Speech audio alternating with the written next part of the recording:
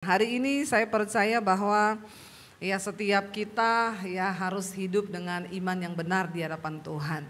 Ya, saya sampaikan hari ini tentang iman yang benar vs iman yang besar. Saudara punya mau iman yang mana? Yang besar atau yang benar? Bingung kan? Baru ngomong ini udah pada bingung semua.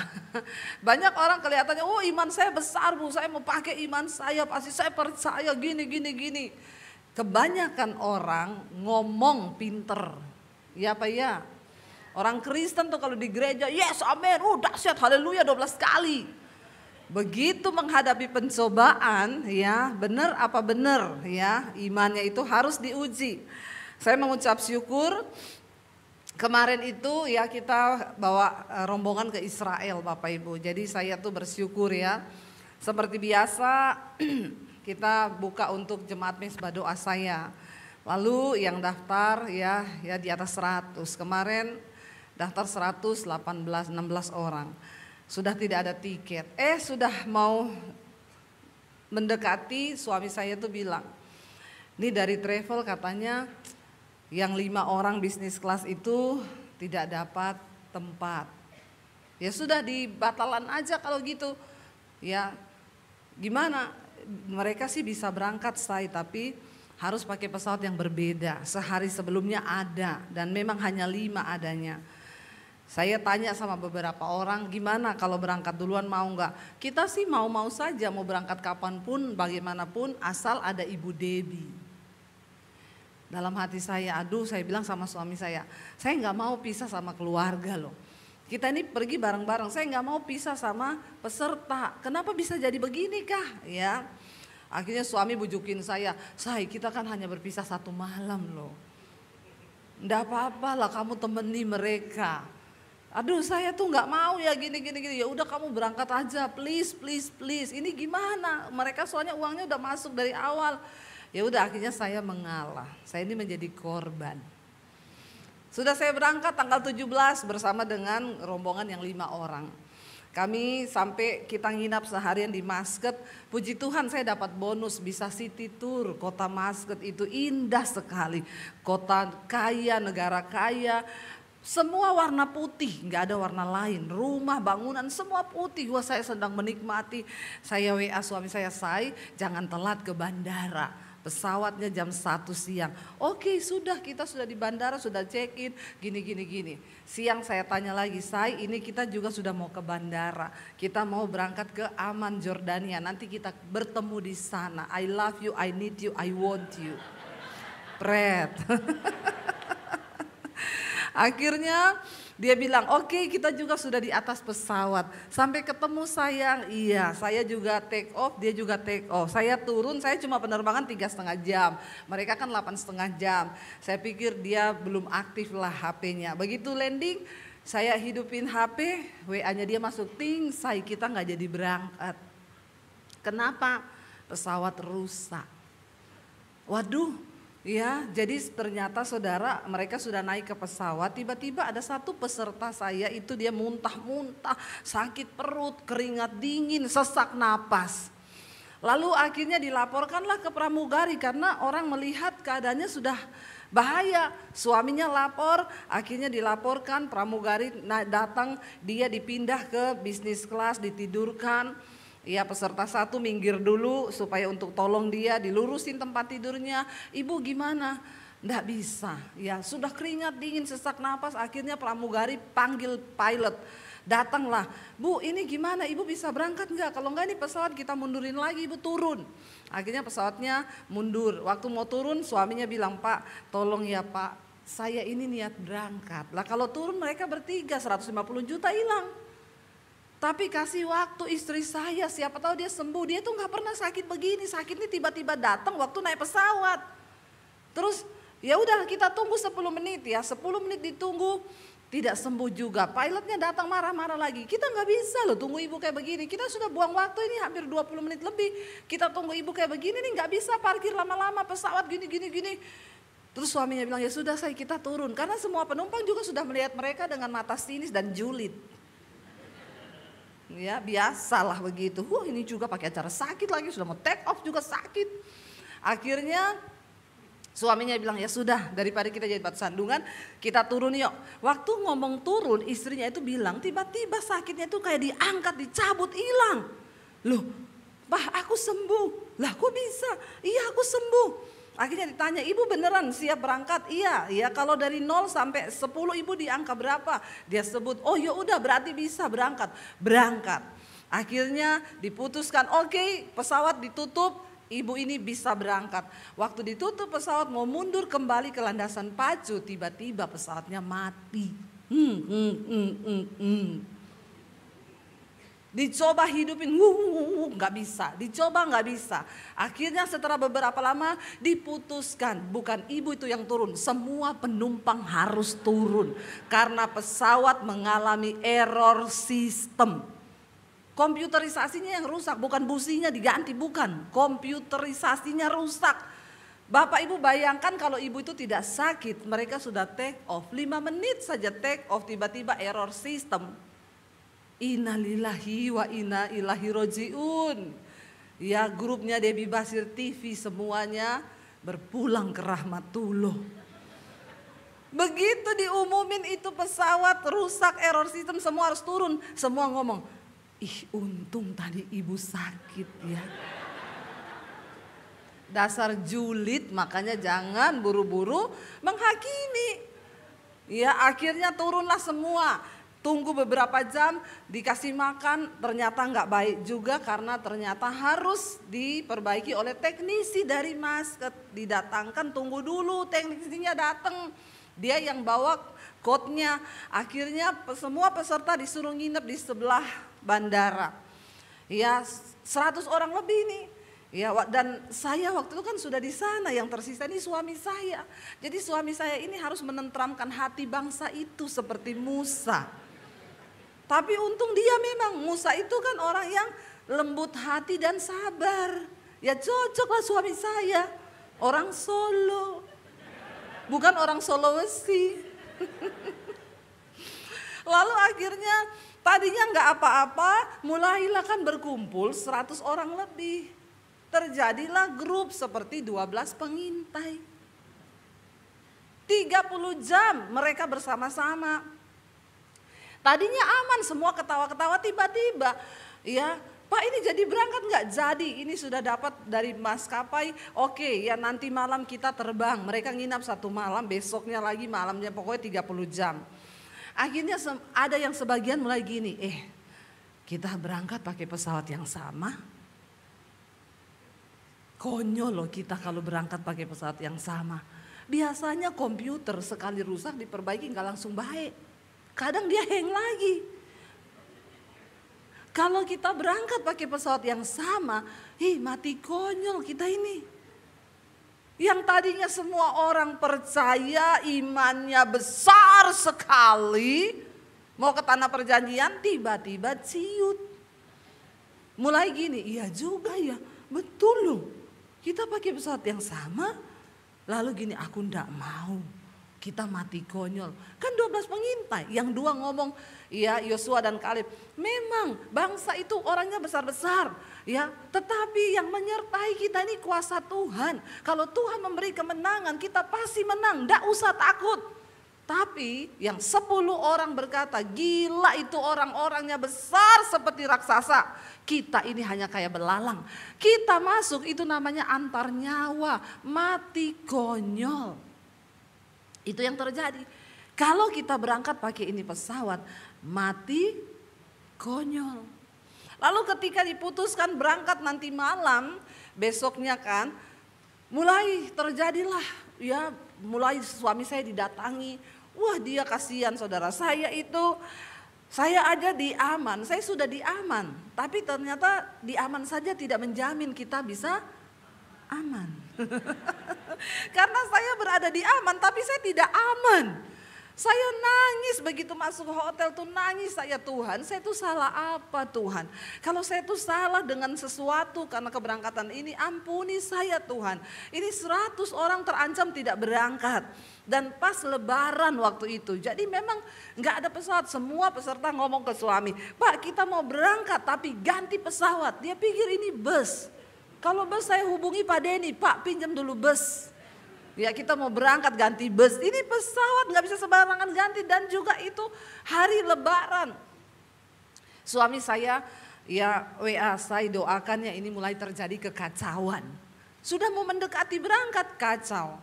Ada beberapa peserta WA saya, Bu, Ibu jamin kalau pesawat itu benar-benar sudah baik? Saya bilang saya bukan mekanik, saya juga bukan pilot. Tapi kalau dibilang boleh berangkat ya harusnya sudah memenuhi standar. Oke, Ibu nggak tahu. Sekarang siapa yang jamin keselamatannya seluruh peserta? Apalagi keselamatan, ya pasti Tuhan yang jamin, bukan saya. Loh bener nggak? Bingung nggak? Ibu jangan berpihak sama tur ya, hanya gara-gara cari untung ya. Ibu harus putuskan, ini semua peserta sudah ngomong tidak mau berangkat pakai pesawat yang sama. Aduh saya tuh paling tidak bisa kalau sudah menyangkut orang ngomong ya cari untung lah apalah. Aduh itu kayaknya harga diri saya terinjak-injak begitu ya. Kamu pikir saya itu cuma gara-gara cari untung? Saya bilang, Bu, di situ ada suami dan 3 anak saya. Emang saya juga mau mereka mati? Bingung saudara, saya baru sadar kenapa Tuhan berangkatkan saya tanggal 17. Kalau saya ada di situ tanggal 18 itu, begitu mereka itu protes, saya bilang bubar, semua bubar, nggak usah berangkat. Itu saya. Tapi makanya untung suami saya yang hatinya sabar seluas samudra seperti Musa. Cuma Musa tidak masuk tanah perjanjian, suami saya masuk. Karena dia tidak salah mengambil keputusan. Dia ngomong sama turnya, kita jangan salah bicara. Sekali kita salah ambil keputusan, kita kayak Musa bener gak masuk tanah perjanjian. Sabar, tenang. Lalu anak saya kirim foto nangis. Mam, aku takut kalau berangkat pakai pesawat yang sama, Mam. Aku mau pulang aja ya. Saya bilang sama anak saya ini sudah tertekan dari berbagai sisi. Saya bilang, iya Dek, ikuti aja kata hatimu. Kalau kau mau pulang, pulang saja. Lalu saudara, saya akhirnya bikin pernyataan di grup karena didesak beberapa peserta. Saya ngomong di grup, saya berpihak kepada para peserta. Kalau memang berangkat pakai pesawat yang sama, saya nyatakan tidak usah berangkat. Suami saya WA, Say, kenapa kamu bikin pengumuman begitu? Saya ini lagi berusaha menguatkan hati mereka. Waduh saya itu tambah stres lagi, saya ditekan nih dari banyak pihak. Suami saya bilang, bikin video saya 1 menit aja. Mereka itu nunggu kamu kasih kekuatan. Jangan bikin pengumuman begitu. Saya bilang, saya enggak mau. Wes apa yang mau terjadi, terjadilah. Habis itu saya merenung. Tiba-tiba nggak tahu Roh Kudus menggerakkan saya ambil HP, saya taruh di meja makan. Walaupun saya tidak bisa makan, gak ada satupun yang bisa masuk, saya stres berat. Lalu akhirnya saya bikin video, saya bilang saudara itu tiap malam nonton khotbah saya. Kalau belum waktunya mati, tidak akan mati. Tapi kalau sudah waktunya, biar saudara tidak berangkat, saudara kepleset di kamar mandi, saudara pasti mati. Ya cuma itu aja saya bilang, benar gak? Ya jadi tidak usah takut kalau memang sudah waktunya ya mati. Di mana aja juga mati. Udah saya selesai, ternyata beberapa orang merasa dikuatkan. Akhirnya mereka berangkat ke bandara, dari hotel naik ke bus sampai di bandara. Ibu yang sakit, suaminya salaman sama suami saya, Pak selamat jalan ya. Loh kenapa Pak? Kami sekeluarga tidak berangkat. Loh Bapak, Tuhan sudah pakai ibu loh kemarin sampai kita ini terhindar dari kerusakan pesawat, kita nggak jadi berangkat. Kalau kita mau mati Pak, udah dari kemarin kita mati itu jatuh, ibu nggak sakit. Tapi saya tidak cukup iman Pak untuk berangkat. Jadi saya mau ambil bagasi saja. Suami saya bilang, Pak saya mau berdoa buat Bapak boleh nggak? Iya silahkan, suami saya berdoa, dia bilang, Ibu waktu Bapak mendoakan saya, itu kayak ada sesuatu yang dicabut dari kepala saya, yaitu roh ketakutan. Langsung begitu suami saya bilang, amin. Dia bilang, kami berangkat Pak sekeluarga. Saya nggak tahu suami saya itu doa apa itu ya, luar biasa loh saudara, langsung dicabut loh itu roh ketakutan. Jadi kalau ada di sini yang sedang dikuasai roh ketakutan, minta doa sama suami saya. Terutama yang besok mau jatuh tempo. Dikejar debt collector tuh, minta doa sama dia. Lalu oke Pak kami berangkat. Ada lagi bapak datang sama suami saya, Pak Daniel imanku hanya 10%. Bagaimana nih Pak? Saya titip yang 90 sama bapak ya. Suami saya bilang, tidak boleh titip iman Pak, titip duit boleh, titip iman enggak boleh.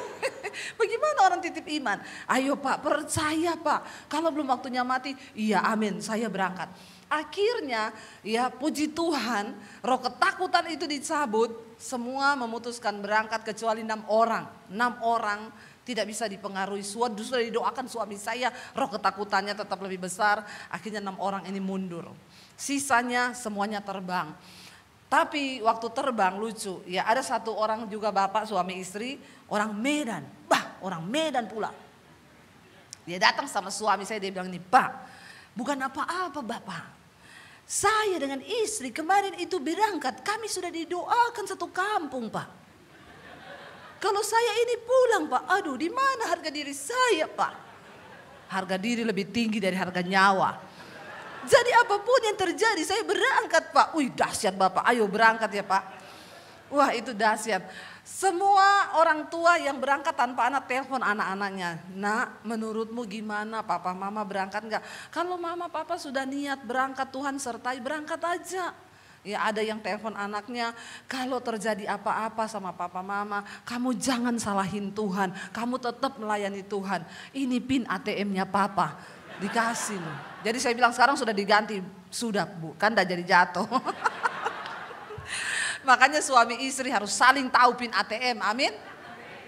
Jangan sampai udah mau mati baru bingung istri tidak tahu pin ATM suaminya. Bertobat nih suami-suami di sini yang tidak kasih tahu pin ATM-nya kepada istri, bilang amin. Bertobat ya, harus saling tahu. Karena ada bapak ibu suaminya meninggal mendadak, istrinya ngomong ke saya, Bu saya bingung mau beli peti, mau beli apa, saya nggak ngerti pin ATM suami saya Bu. Harus tunggu dulu dan itu untuk buka pin ATM, harus panggil pengacara di depan polisi, tidak gampang.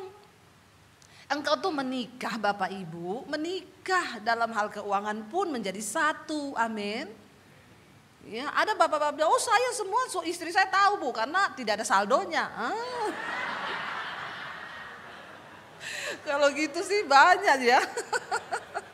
Jadi harus saling tahu, jangan sudah mau mati. Yang saya bingung ibu-ibu yang berangkat tanpa suami, itu semua suaminya mendukung loh. Berangkat mah, berangkat mah. Kenapa bapak ibu ketawa? Apakah ada sesuatu, something? Ya semua mendukung, berangkat mah, pokoknya tenang, percaya mah berangkat. Kayaknya seneng banget istrinya berangkat. Nggak ada yang suruh pulang loh satupun, ibu-ibu itu nggak ada. Saya didukung suami saya, ya suaminya yes berangkat mah. Nggak, itu karena suaminya beriman, amin.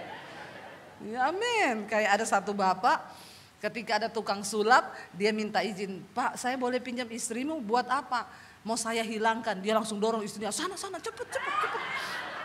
Dimasukin di kotak, tiba-tiba dibuka, hilang istrinya, suaminya langsung yes. Seneng banget istrinya hilang. Kalau di sini bapak-bapaknya tidak, amin.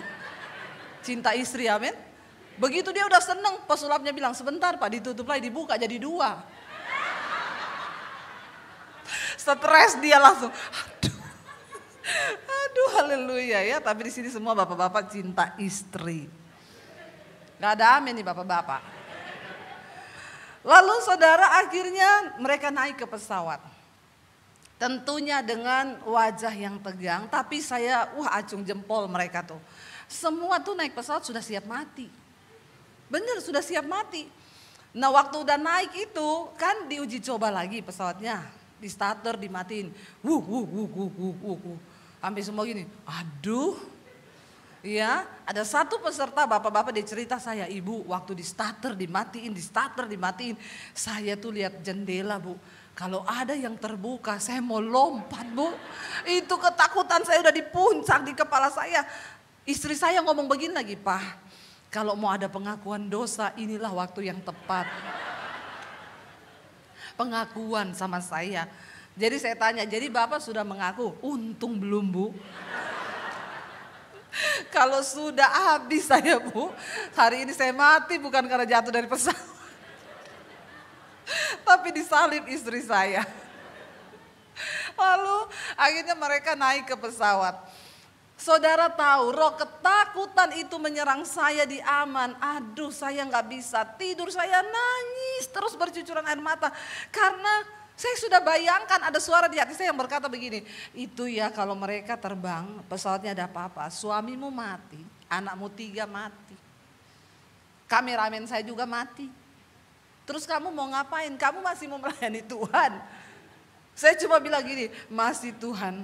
Paling saya pergi ke sekolah Alkitab saya di Bandungan itu, di bawah gunung sana. Saya menyendiri di sana, saya melayani Tuhan. Saya tetap melayani Tuhan apapun yang terjadi. Itu sambil bercucuran air mata. Ketika suami saya bilang, saya sudah mau take off ya, doakan. Saya bilang amin, percaya Tuhan sertai. Anak saya telepon, Mam, aku takut banget waktu mau naik itu. Aku takut loh Mam, yang gede. Tapi aku pikir-pikir, aku kan waktu itu mau pulang.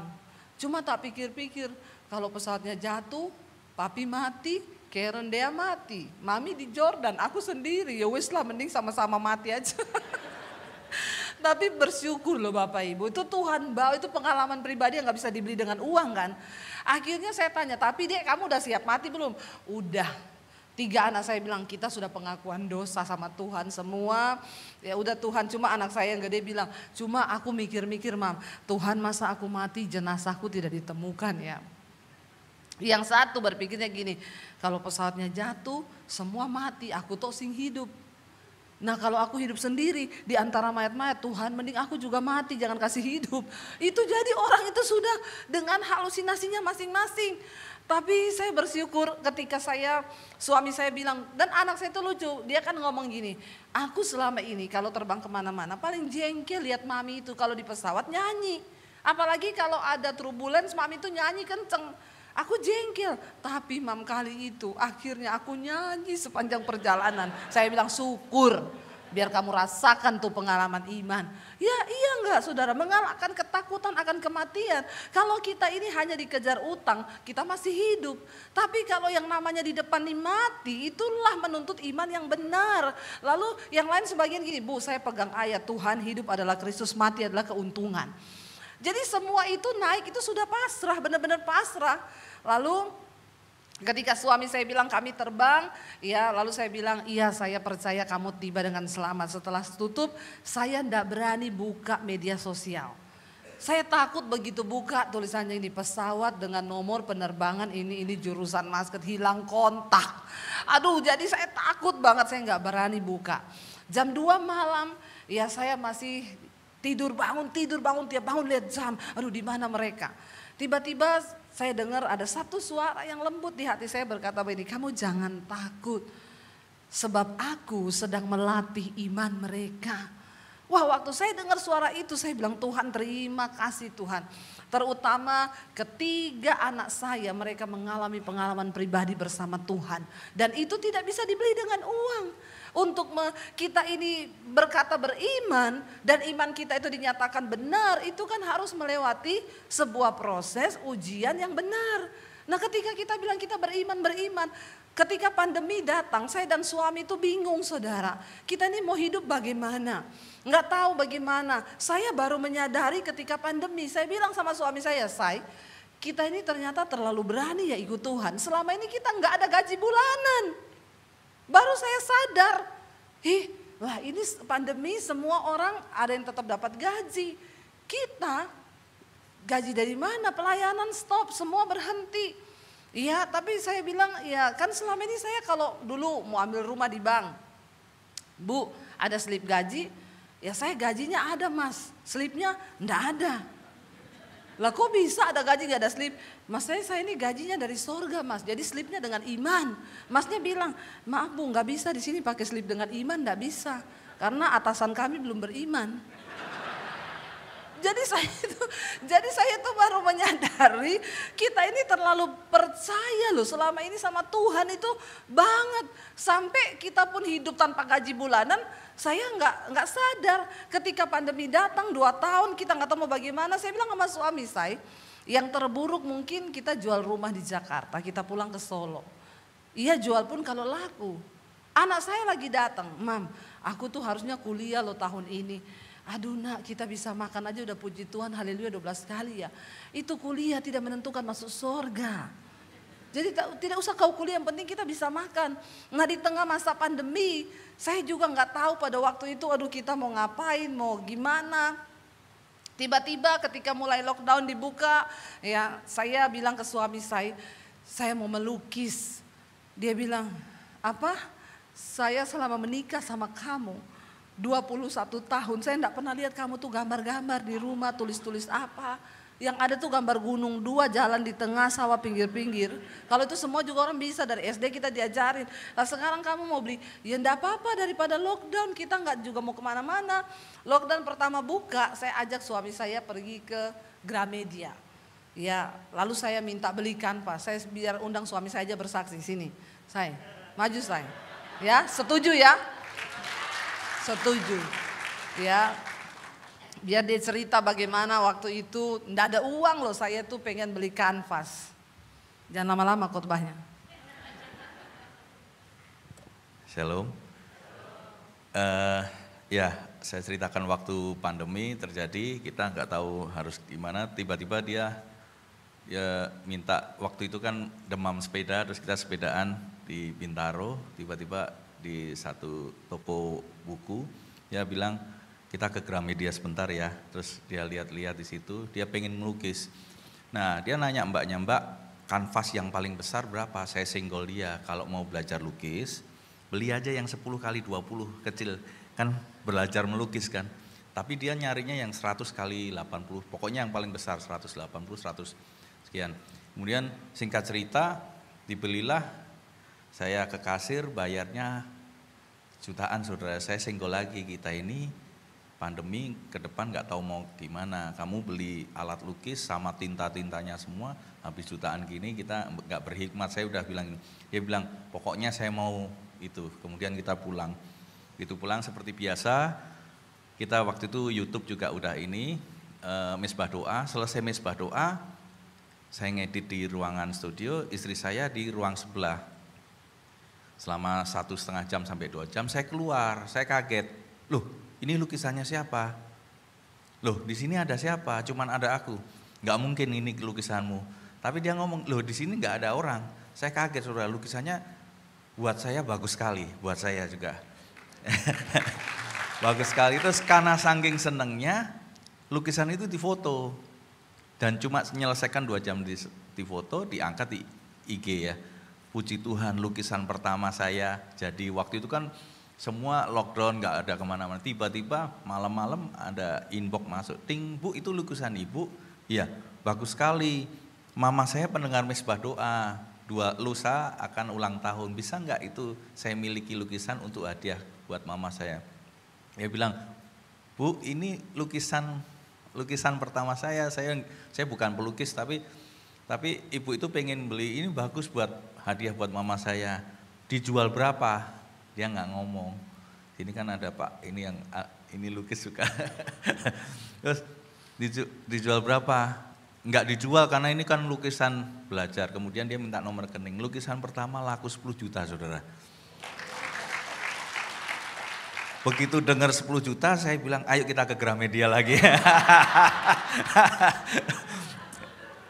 Singkat cerita, lukisan pada pandemi itu benar-benar Tuhan berkati kita lewat lukisan, hal yang tidak pernah kita pikirkan. Jadi total lukisan yang keluar 50 biji saudara. Ada yang kebeli 70 juta, ada yang kebeli 50 juta, 25 juta dan sekian, 75 dan sekian. Dan anak saya bisa masuk kuliah pada waktu pandemi.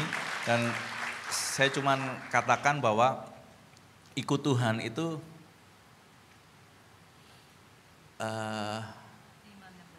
harus memiliki iman yang benar. Kadangkala tidak terlihat di depan kita, tapi waktu Tuhan memberkati kita, kita cuma bisa bicara wow. Yang penting iman kita tetap benar di hadapan Tuhan. Amin. Tepuk tangan buat Tuhan Yesus. Ya betul saudara, ketika laku ya dia langsung bilang ayo kita ke Gramet lagi.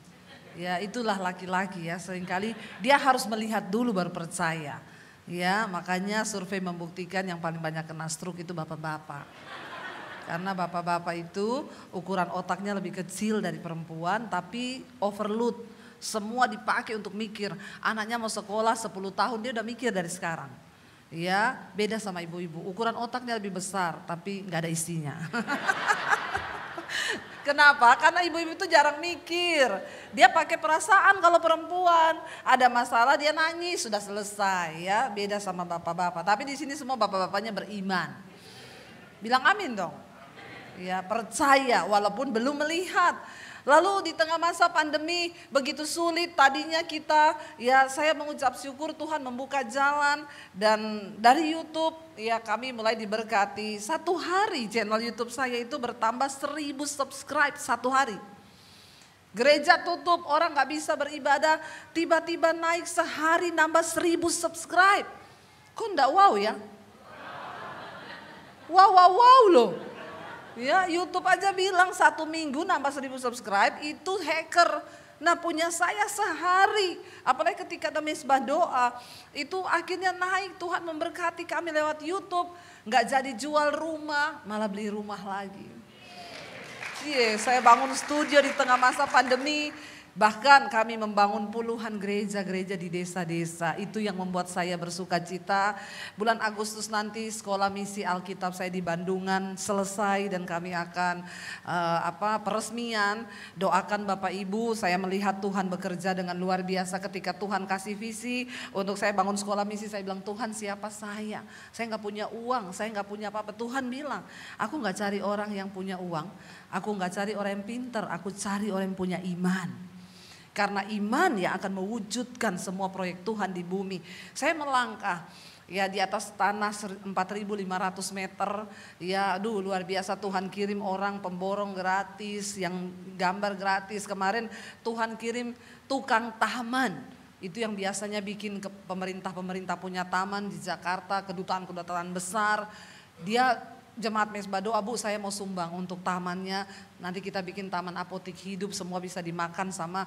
Kemarin saya dikirimi gambarnya, saya bilang, Bu ini mah bukan sekolah misi, ini villa Bu.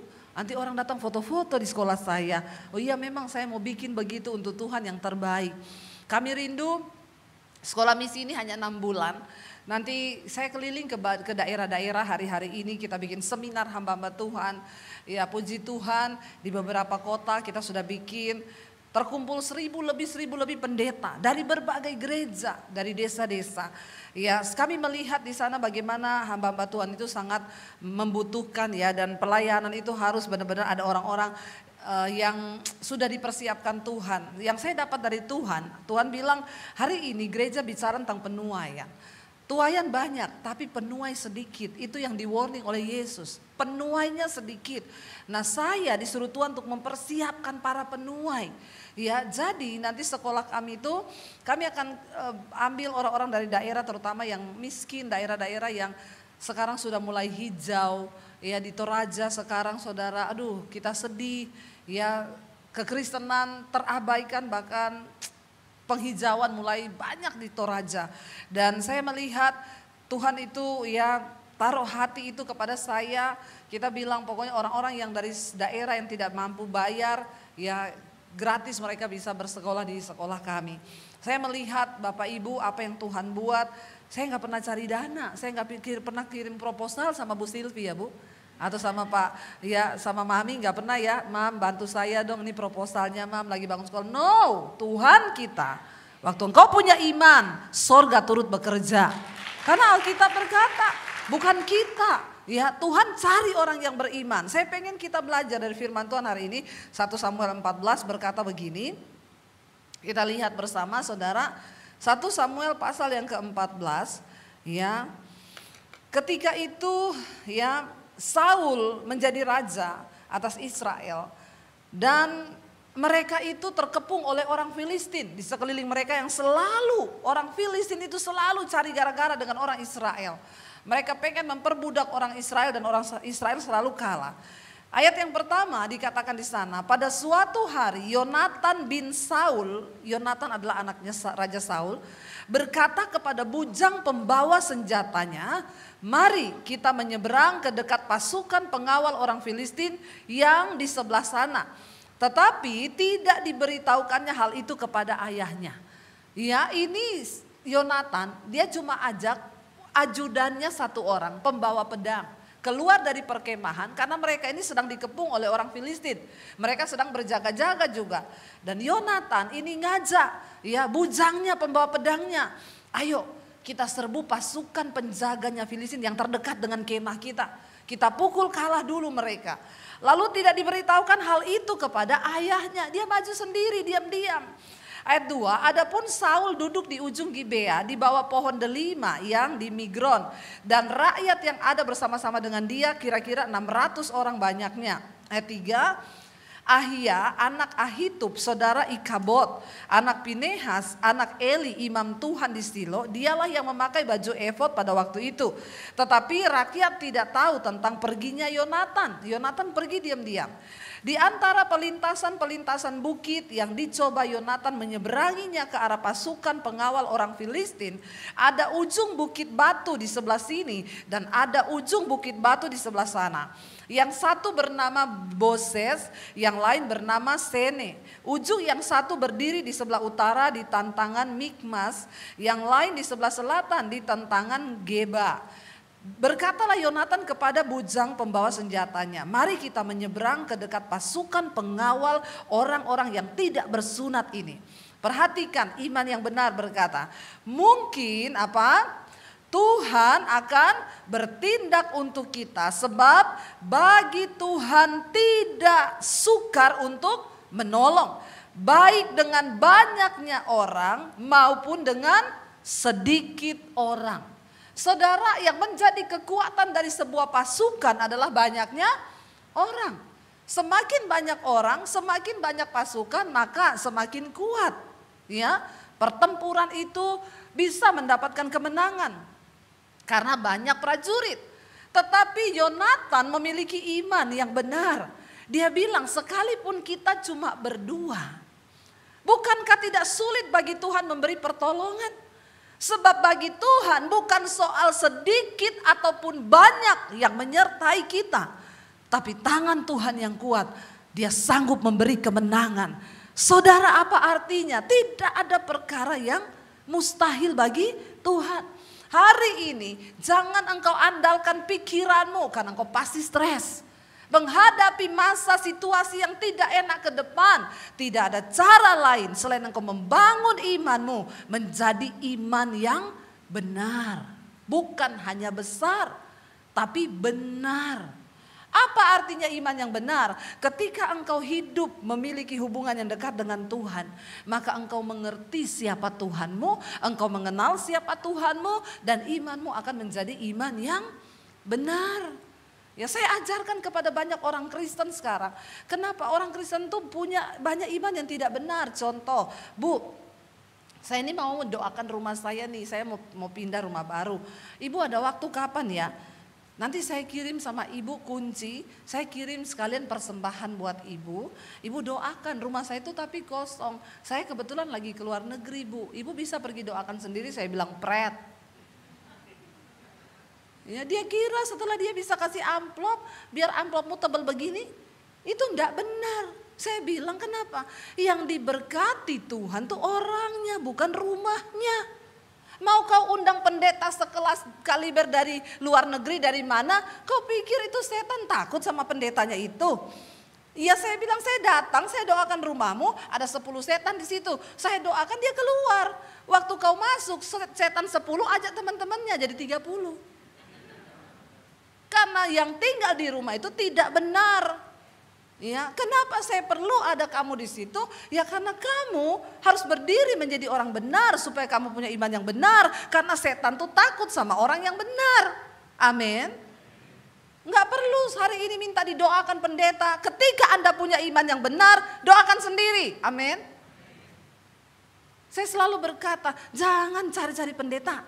Enggak ada pendeta hebat di sini. Yang ada tuh Tuhan yang hebat. Dengan imanmu yang hebat. Amin. Yes, nggak ada dokter hebat, nggak ada psikolog yang hebat, yang ada Tuhan yang hebat. Saya banyak melihat orang-orang bagaimana luar biasa iman mereka. Ada seorang ibu yang bilang, Bu, ya saya itu dari remaja itu selalu suntik saraf. Ya, karena kalau tidak disuntik kenceng kepala saya, saraf saya kena. Ketika pandemi datang, saya takut ke rumah sakit. Saya dikirimin mesbah doa ibu. Tiap hari saya dengerin mesbah doa. Kalau sudah kenceng, saya denger mesbah doa, saya puter, saya nyanyi-nyanyi. Sembuh kepala saya, Bu. Dan tanpa terasa 2 tahun, Bu.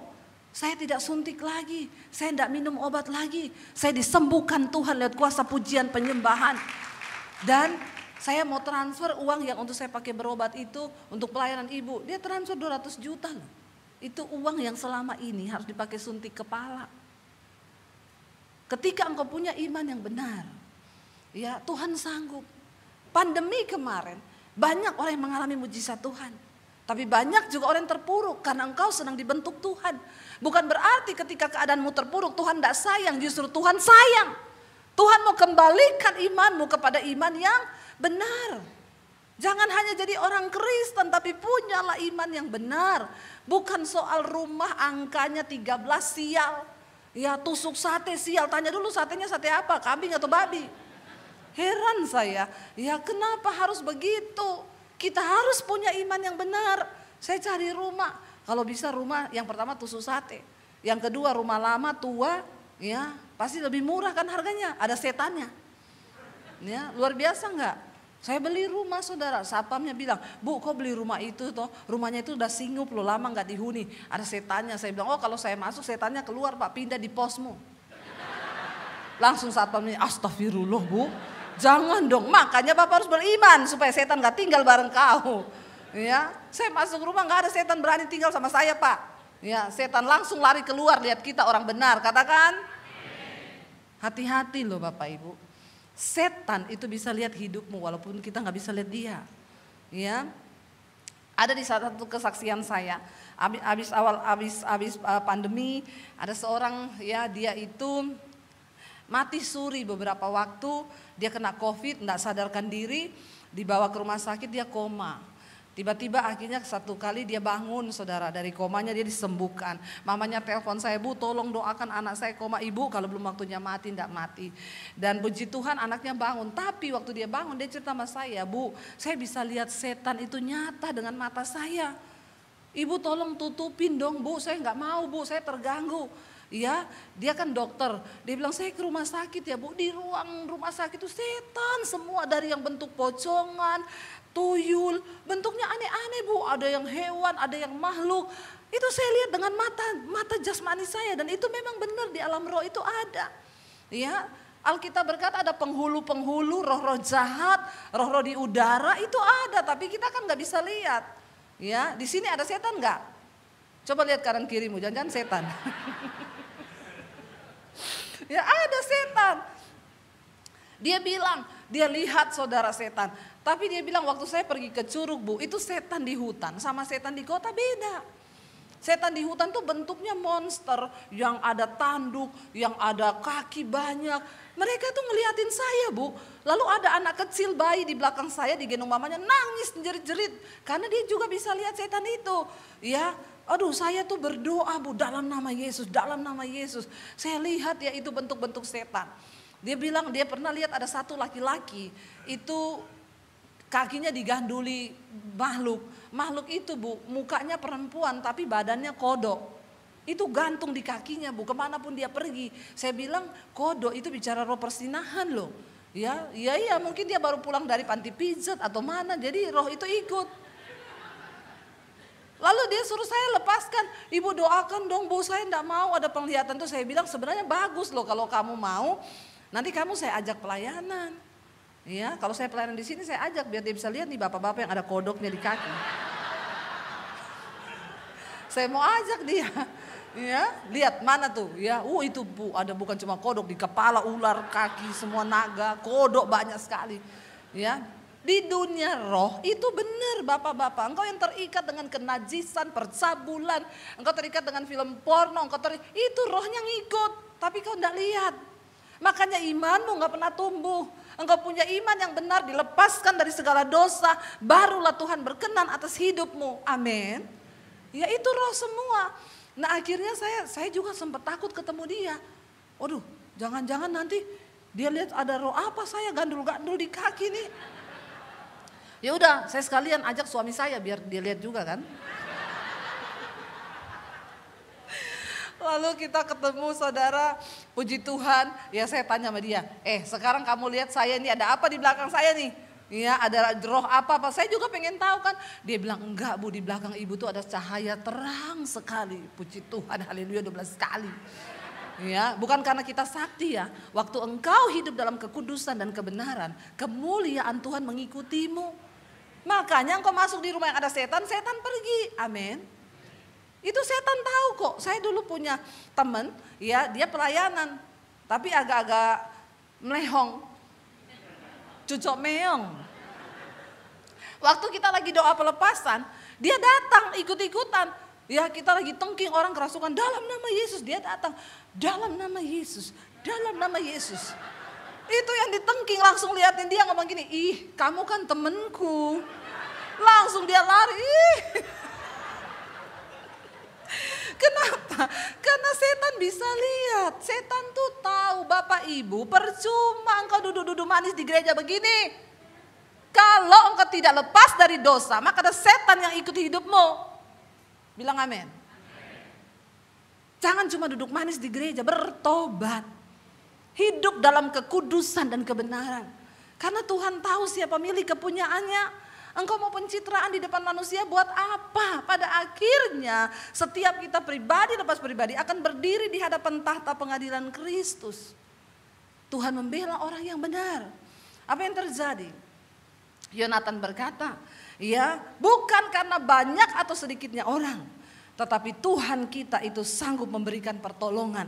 Dan kalau kita baca ayat yang selanjutnya, ya ayat 7, lalu jawab pembawa senjatanya itu kepadanya, lakukanlah niat hatimu itu, sungguh aku sepakat. Dan akhirnya mereka menyeberang, dan semua pasukan yang ada di penjagaan musuh hari itu dibunuh oleh Yonatan dan pembawa pedangnya. Cuma 2 orang. Tidak ada masalah yang terlalu sukar di depan kita. Waktu engkau berdiri sebagai orang yang benar, engkau punya iman yang benar di hadapan Tuhan.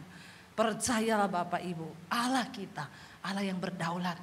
Namanya itu siapa?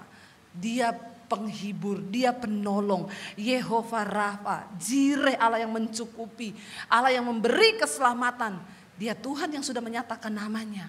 Mari engkau alami Allah yang sudah berfirman dan menyatakan siapa dirinya bagi kita. Saya undang suami saya biar bereuni untuk main piano. Ya. Bapak Ibu, kita mau datang di hadapan Tuhan. Julian sekalian WL sini Jul sini. Sini ini Julian dulu di sini tiap hari Rabu loh, WL di sini. Yuk kita mau nyanyi. Ya kita percaya bahwa tangan Tuhan itu sanggup, dia Allah, ya Yahweh, dia Yehova Rafa, Yehova Jireh. Biar dia nyatakan dirinya di hadapan kita hari ini, biar dia nyatakan kuasanya. Bangkitkan imanmu hari ini. Bilang Tuhan kami mau punya iman yang benar. Kami mau punya iman yang benar. Yang akan menyatakan kuasa dan kedahsyatan Tuhan. Mari bangkit berdiri bersama Bapak Ibu.